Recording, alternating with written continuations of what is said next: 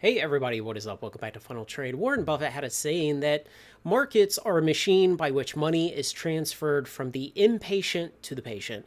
And that goes along well with several other adages we have here at Funnel Trade, things I talk about a lot, such as you need to focus on the big picture investing theses. Often the best plan is to do nothing, and that if you're simply patient and unemotional, you'll have the best returns in the market. And this goes along with something else that I think about a lot, especially since I've come to YouTube 4 years ago. It's that losers nitpick the tiny details, and the winners in markets are the people who zoom out to the big picture. And I think that goes hand in hand with these other adages that people who get distracted by the short term noise, people who think that they need to be smarter than the rest of the market, you're not, none of us are. But those kind of people are the ones who get wrapped up around the axles. They're looking at their stock market portfolio every day, and they don't do well in the long term because they think they need to have a sudden edge. They think they need to be the first one to act on some new information, and they think they need to just be smarter and better and faster than all the other people in the market. And the reality is, those people don't do well. A scant few of those kind of people may have good returns over short time periods, but on the long-term average, people trying to day trade, people trying to be smarter than everyone else, don't do very well. And one of the things that I try to focus on here at Final Trade is that you don't have to be smarter than everyone else. I'm not smarter than everyone else, and you aren't either. Very, very few people in the market are smarter than the whole rest of the market. And instead, we simply have to be patient.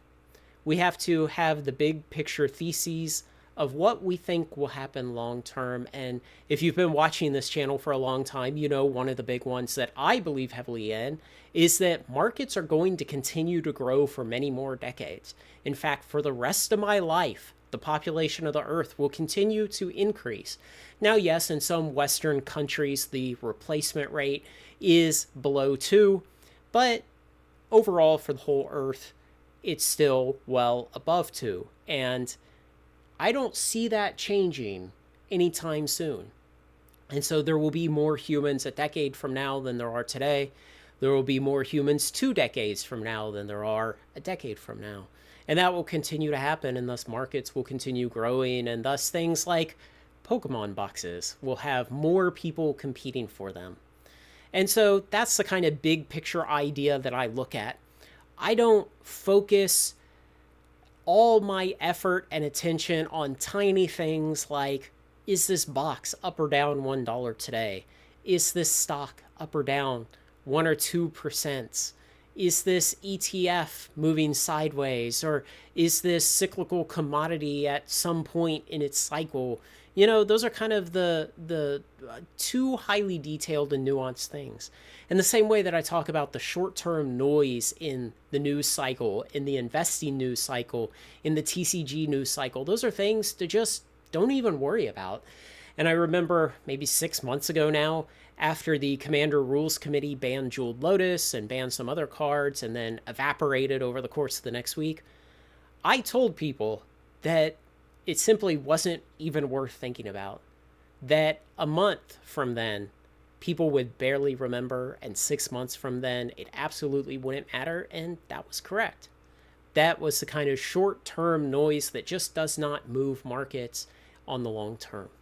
It's the big picture theses. It's things like Magic has the best rule set of any TCG ever.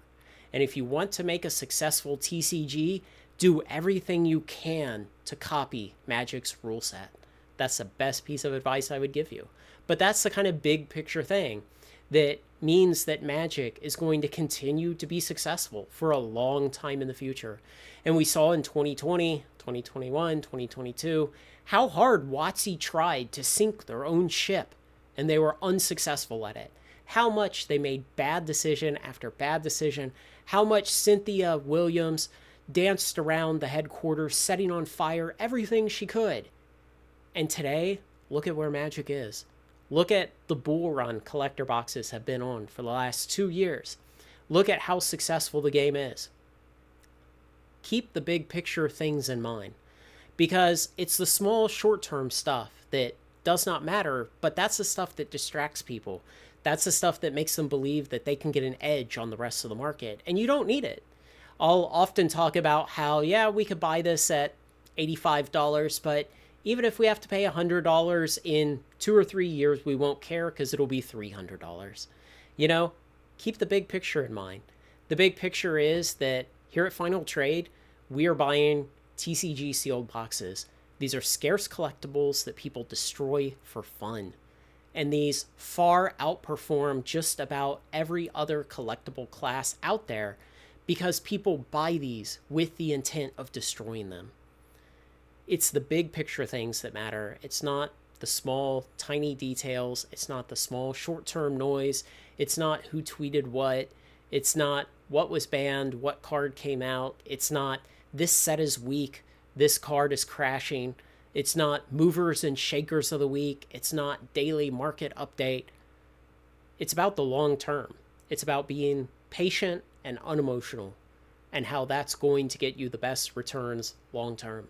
You know, most of my life now, 20 plus years as an adult in the professional world, and I think about what my strategy with my 401k and my retirement savings, my post-tax brokerage accounts, and what my strategy has been with those.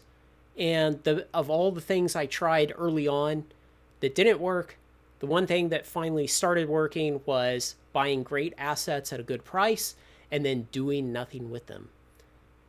Strategies like buying S&P 500 index ETFs and just holding them forever. And golly, that's done a lot better with a lot less effort than anything else I tried early on. So don't overthink these things. Don't get caught up on the tiny nitpicky details. And when you see someone in the comments saying something like, well, Craig said that number was 26, but it's actually 24. You can't believe anything this guy says. Yeah, when you see those people, just chuckle and move along. Let me know what you think, guys. Thanks to everyone who makes this content possible and has come along with Final Trade for all these years and made it so great, and who I'm looking forward to coming along with me in the future and making it even better. Like, comment, share, and subscribe. Join me on Final Trade.